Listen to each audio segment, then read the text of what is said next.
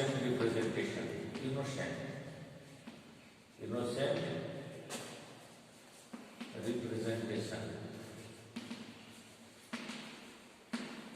Innocent representation. जैसा कि मैंने आपको बताया है कि किसी भी संविदा को करने के लिए स्वतंत्र सम्मति का होना बहुत जरूरी है। बिना स्वतंत्र सम्मति के संविदा अस्तित्व में नहीं आ सकता है। यदि संविदा में आपने सम्मति बलपूर्वक लिया है तो बलपूर्वक लिए गए सम्मति के कारण पूरी संविदा शून्यकरणीय संविदा घोषित हो सकती है। यदि आप कपट से सम्मति लिए हैं तो भी उस परिस्थिति में पूरी संविदा शून्यकरणीय घोषित हो सकती है। यदि आप अनड्यू इन्फ्लुएंस के माध्यम से आपने सम्मति ली है, असमय कसर के द्वारा सम्मति ली है, तो उस स्थिति में आपकी पूरी संविदा शून्यकरणीय घोषित हो जाएगी। आज मैं चर्चा करूंगा miss representation.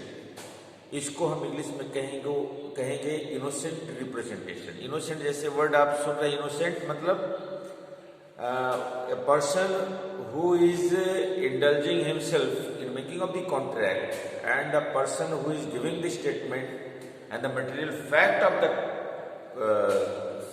contract on which he is going to make a contract, on which he is giving the statement, he knows that it's true, but really it's not true. So that particular person shall have no any fault in this contract, but in spite of that, the contract shall be treated as voidable contract. मेरे कहने का अर्थ है कि जब भी हम किसी भी विषय में संविदा करते हैं और संविदा करते समय जो जिम्मेदार पक्ष है यदि किसी विषय को लेकर यह आश्वस्त करता है कि यह सही है, इस पर आप संविदा कर लीजिए, आश्वस्त करने वाला व्यक्ति ये नहीं जानता है कि जिस तथ्य पर संविदा करने का वह प्रयास कर रहा है वह तथ्य अनट्रू, वो गलत है, वो नहीं जानता है। लेकिन स्पाइट ऑफ दैट वो बात कहता है कि नहीं सही है।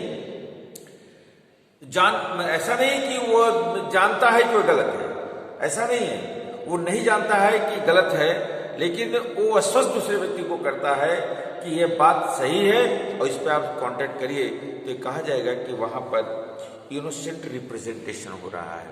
मतलब आपको मैंने बताया था अनड्यू इन्फ्लुएंस में क्या है, अनड्यू इन्फ्लुएंस में जानबूझकर किसी व्यक्ति को धोखा देने के उद्देश्य से संविदा करवाने की बात की गई है। लेकिन मिस रिप्रेजेंटेशन में है कि जो व्यक्ति संविदा के लिए पहल कर रहा है, संविदा करने की बात कर रहा है, वह व्यक्ति स्वयं नहीं जानता है कि जिस विषय पर संविदा करने जा रहा है वह गलत है, वह तथ्य से परे है, वह सही नहीं है। लेकिन जब बाद में संविदा वो कर लेता है तो पता चलता है कि जिस विषय पर संविदा कर रहा है या संविदा करवाया है वह तथ्य गलत है, तो वहां पर वह व्यक्ति का दोष नहीं होगा। लेकिन मिस रिप्रेजेंटेशन को आधार बनाते हुए संविदा को शून्य घोषित किया जा सकता है, लेकिन उस व्यक्ति की गलती कानूनन इतना ज्यादा नहीं माना जाएगा जितना कि in case of undue influence में माना जाएगा। अनड्यू इन्फ्लुएंस में जानबूझकर धोखा देने के उद्देश्य से किसी को फुसला कर संविदा करवाया जाता है, किसी लाभ के लिए संविदा करवाया जाता है अनड्यू इन्फ्लुएंस में। लेकिन मिस रिप्रेजेंटेशन में व्यक्ति जानता ही नहीं है कि यह बात सही है या गलत है, लेकिन दूसरे को प्रेरित करता है कि सही हो, वह संविदा कर ले, तो वो संविदा करता है। लेकिन बाद में संविदा करने के बाद पता चलता है कि ये तथ्य तो गलत है।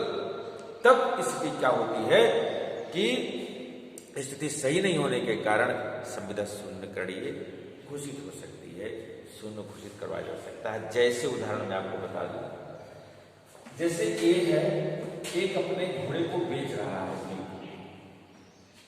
और बी को पूर्णतः स्वस्थ करता है कि जो मेरा घोड़ा है वह स्वस्थ चित्त का है, वो सही है, और बी इस आश्वासन पे कि घोड़ा सही है वह तैयार हो जाता है कि हाँ वो घोड़ा खरीदेगा। एक प्रस्ताव देता है, ये प्रस्ताव क्या देता है कि मेरा घोड़ा स्वस्थ है, मैं इसको 50,000 रुपये में आपको बेचना चाहता हूं। बी उसकी बात को भरोसा कर लेता है और वह संविदा कर लेता है, 50,000 रुपये को दे देता है, घोड़ा ले लेता है, लेकिन घोड़ा लेने के बाद पता चलता है कि घोड़ा जो है वह स्वस्थ चित्त का नहीं है। तो यहाँ पर मिस रिप्रेजेंटेशन के कारण ये मुकदमा चलेगा। बी को जब पता चलता है कि घोड़ा अस्वस्थ चित्त का है, पागल है, तो बी क्या है, ए के विरुद्ध एक वाद दायर करता है कोर्ट। ठीक है, कोर्ट में वाद दायर करता है, मुकदमा, ठीक है, संविदा भंग का मुकदमा। और किस आधार पर? मिस रिप्रेजेंटेशन किया जाता है, असमय का शर्त किया जाता है। ठीक है, और कोर्ट इस बात को सुनती है कि दोनों में क्या हुआ, और ये भी कहता सर हमें पूरा पक्का पता था कि घोड़ा सही है, लेकिन मेडिकली में नहीं जानता था कि ये साउंड माइंड। सर मेरा जानबूझकर मैंने गलती नहीं किया है, अनजाने में सर मैंने इनको कहा और संविदा कर लिया। सर हमारे ऊपर बहुत ज्यादा नाराज है, लेकिन सर साहब मेरी कोई गलती नहीं है। तो मिस रिप्रेजेंटेशन का आधार बनाते हुए संविदा को सुनो घोषित हो सकता है, सुनो घोषित कर सकता है। सुनो घोषित कर दिया कोर्ट, और बी को कहा, ए को कहा बी से कि तुम 50,000 रुपया जो तुम लिए हो घोड़े के विषय पर, ये पैसा तुम वापस करो। ठीक है, तो क्या है इसमें इंग्लिश में लिखा हुआ है, जब धारा 18 जब आप पढ़ेंगे, धारा 18 की बैरक को जब आप पढ़ेंगे तो आपको एहसास होगा क्या क्या लिखा हुआ है। सेक्शन 8 में क्या है content?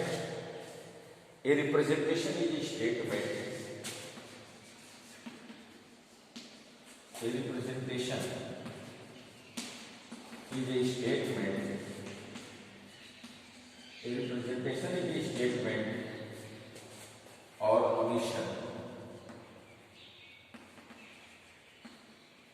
made by the party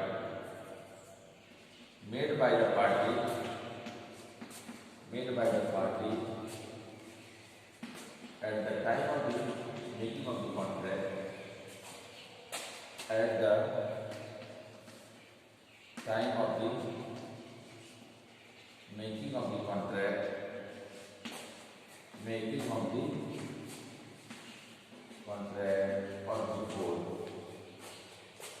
or before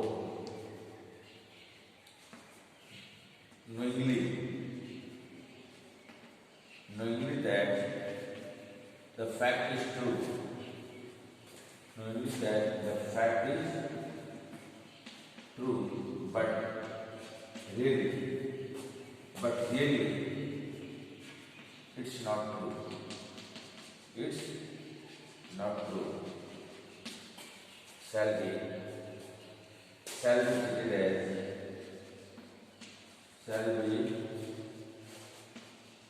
treated as misrepresentation.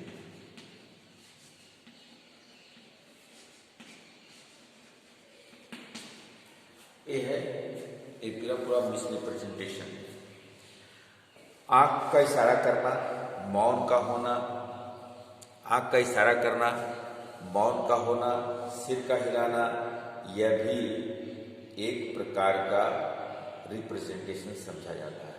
ठीक है, हाँ, ये भी एक संकेत समझा जाता है, और संकेत को भी कोड कहती है, मेरा कानून मेरा कहता है यह भी एक प्रकार का संकेत को भी एक प्रकार का रिप्रेजेंटेशन समझा जाता है, सहभागिता समझी जाती है। किसी काम को करवाने के लिए प्रेरित करना भी कहा जाता है हमारे कानून के नजर। इसमें क्या कहा गया है? ये रिप्रेजेंटेशन ये स्टेटमेंट यह एक प्रकार का वाक्य होता है, या किसी व्यक्ति को किसी चीज को करने के लिए व्यक्ति को प्रेरित करना भी कहा जाता है। मेड बाय द पार्टी, व्यक्ति के द्वारा eight the time of making of the contract को करते समय और बिफोर करने के पहले, जानते हुए द फैक्ट इज ट्रू, वो स्वयं जान रहा है कि सत्य है, बट वास्तविकता में क्या है, वह सत्य नहीं है। मिसरिप्रेजेंटेशन कहा जाता है। मिसरिप्रेजेंटेशन के इंग्रेडिएंट्स जरा नोट कर लीजिए। मैंने आपसे क्या कहा, जैसे जब आप LIC करने जाते हैं, LIC करने आप जाते हैं, तो LIC करते समय आपकी जिम्मेदारी है कि LIC करते समय LIC डिपार्टमेंट को या अभिकर्ता जो है, एजेंट जो है, LIC एजेंट को आप हर चीज उसको डिस्क्लोज कर दीजिए, बता दीजिए। यदि आप नहीं बताते हैं, जानबूझकर कोई तथ्य छिपाने की कोशिश कर रहे हैं, ये माना जाएगा कि आपने मिसरिप्रेजेंटेशन किया है और जिसकी वजह से आपको LIC का जो लाभ मिलना चाहिए वह लाभ आपको नहीं मिलेगा और पूरी संविदा आपकी वायडेबल ठीक घोषित हो जाएगी।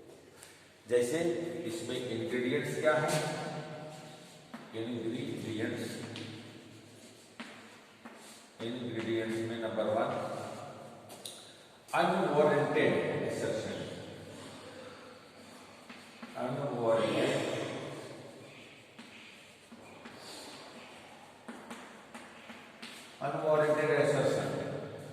अनवारंटेड assertion मीन्स जो व्यक्ति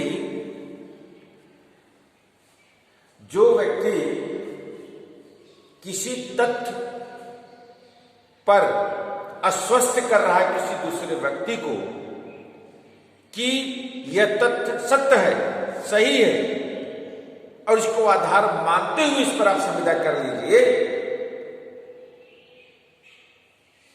और संविदा करने के पश्चात यह पता चलता है कि जिस तथ्य पर आपने स्वस्थ किया था कि सत्य है वह वास्तविकता में सत्य नहीं। तो इस आधार पर मिसरिप्रेजेंटेशन इसको माना जाएगा और जिसके कारण संविदा शुद्ध करनी घोषित हो जाएगी। जैसे मैंने आपसे पहले भी कहा था, हाँ, जैसे a at the time of the selling of his mare, mare मतलब एक होता है हॉर्स, एक होता है मेयर। हॉर्स और मेयर जानते हैं, हॉर्स कहते हैं किसको, और मेयर मतलब जो सी हॉर्स होगी उसको मेयर कहते हैं, पुरुष को हॉर्स कहते हैं, पता है समझ में आ रहा है ना। पुरुष को घोड़ा कहा जाता है और घोड़ी जो होती है, घोड़ी को इंग्लिश में मेयर कहते हैं, ठीक है। एक व्यक्ति अपनी घोड़ी बेचते समय दूसरे व्यक्ति को यह स्वस्थ करता है कि मेरी घोड़ी ठीक ठाक है, शारीरिक तौर से ठीक ठाक है, कहीं कोई प्रॉब्लम नहीं है, और वह व्यक्ति उसकी बात पर भरोसा करता है और वह घोड़ी खरीद लेता है, और जब घर ले जाता है दूसरे दिन पता चलता है कि उसके खूर में भयंकर रोग है, घाव, और जिसको छिपाया गया। तो यहां पर यह माना जाएगा कि वह यह नहीं जानता था कि घाव है, लेकिन घाव निकला। उसने तो सामने वाले को स्वस्थ किया ना, पूरी मेरी घोड़ी एकदम सही है, सही तौर से स्वस्थ है, लेकिन लेने के बाद पक्षकार को दिखा कि नहीं इसको रोग है, तो इस आधार पर कोर्ट में जा सकती है उस व्यक्ति के विरुद्ध जिसने मिसरिप्रेजेंटेशन किया, बात को सही बताया नहीं और अपने सामान को बेचा और हमें नुकसान पहुंचाया। तो कोर्ट पूरे तथ्य को ध्यान से सुनेगी और सुनने के पश्चात यदि ये पाया जाता है, तथ्य में पाया जाता, प्रमाणित हो जाता है कोर्ट में कि ऐसा ए ने किया है, तो वहां पर ए के विरुद्ध संविदा भंग का मुकदमा चलेगा और निर्णय कोर्ट का आएगा। प्रमाणित अगर हो गया, प्रमाणित होते समय तथ्य लगते हैं, साक्ष्य लगते हैं, सब प्रमाणित यदि हो गया, ए को कोर्ट निर्देशित भी कर सकता है कि आप समूचा पैसा बी को वापस कर दीजिए और अपनी घोड़ी अपने पास रखिए, ठीक है। मिसरिप्रेजेंटेशन एक कानून है, देखिए। तो जब आप कानून को जानेंगे तो कानून का सही तरीके से इस्तेमाल करें। ये एक चीज बार बार मैं बच्चों से कहता हूँ, लॉ के छात्र से कहता हूँ, आज का युग ताकत का, ये शरीर का युग नहीं है। किसी को मार दीजिए, जबरदस्ती कर लीजिए, जबरदस्ती वाला युग नहीं है। हर कदम पर कानून है। आप नहीं जानते तो दूसरी बात, यू डोंट नो। जैसे आपको जैसे आप ये नहीं जानते हो कि रोग भी होता है, तो जब तक आप स्वस्थ हो तो रोग नहीं हो रहा, तब तक आप तो समझ लो रोग तो कुछ है ही नहीं। और जब आपको रोग हो जाता है तब पता चलता है जब रोग भी कोई चीज है। तो ठीक वैसे कानून है, जब तक आप ठीक चल रहे हैं, बचे हैं, ठीक है भाई, और जिस दिन आप कानून के ग्रिप में आ गए तब आपको एहसास हो जाएगा कानून क्या है। तो इसलिए मैं बच्चों से हमेशा कहता हूँ कि जिंदगी हमेशा कानून के अनुसार जीने की कोशिश करिए, और कानून के अनुसार आप तभी जी पाओगे जब आप कानून जानो, जब आप कानून आप अध्ययन करो, पढ़ते हो। तो ये हो गया आपका unwanted assertion, breach of duty. दूसरा breach of duty, breach of duty. आपका दायित्व है और उस दायित्व का निर्वहन आप नहीं किए ईमानदारी पूर्वक। ब्रीच मतलब भंग, ड्यूटी मतलब दायित्व, दायित्व भंग। जैसे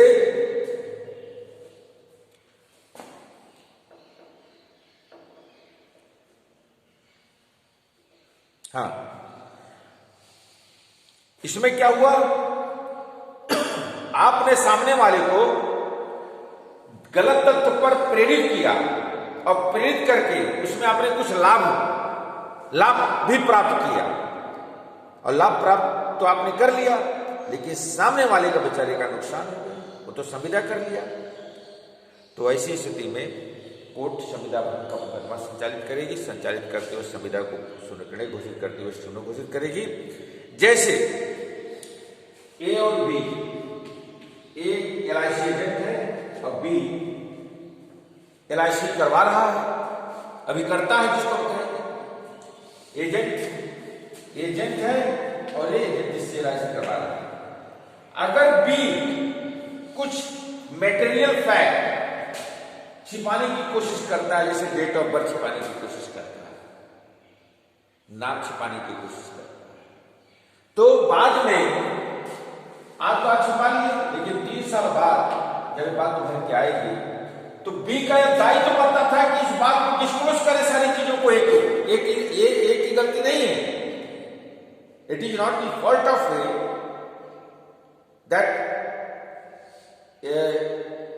he has not right accurate the date of birth in a form. It was also the duty of B का भी कर्तव्य बनता है कि सारी चीजों को सही बताए एजेंट को। अगर बाद में भविष्य में पता चलता है यदि बी किसी बात को छिपाने की कोशिश करता है तो यह माना जाएगा कि इन्होंने बात को छिपाया, और जिसकी वजह से मिसरिप्रेजेंटेशन के कारण इनके ऊपर संविदा भंग का मुकदमा चलेगा, और LIC का जो लाभ है, LIC के लाभ से वो वंचित भी हो सकते हैं। एक है इनोसेंट मिस्टेक, नंबर 3 है इनोसेंट मिस्टेक। इनोसेंट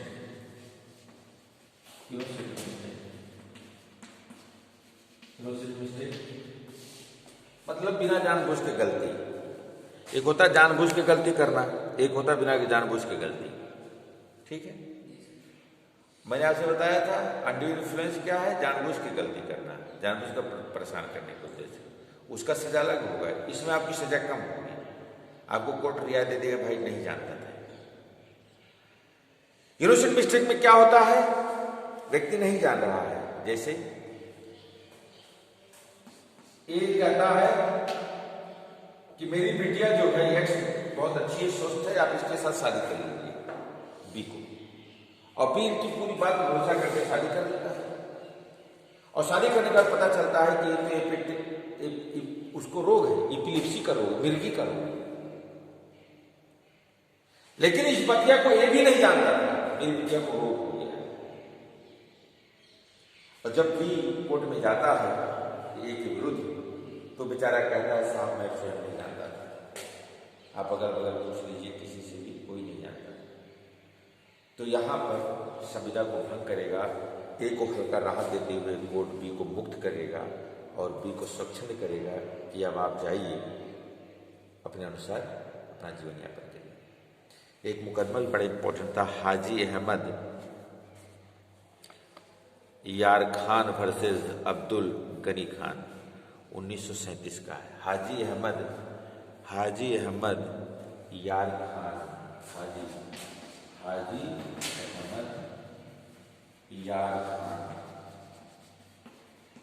हाजी अहमद यार खान, हाजी अहमद यार खान वर्सेस अब्दुल गनी खान।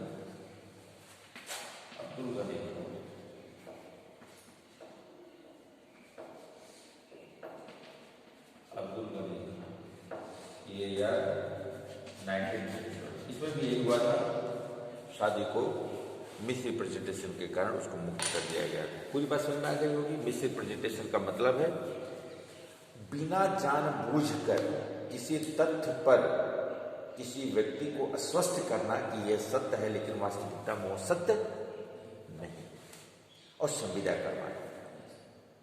तो वहां पर मिस रिप्रेजेंटेशन के आधार पर पूरी संविदा को शून्य करने की घोषणा करवा दिया जाएगा।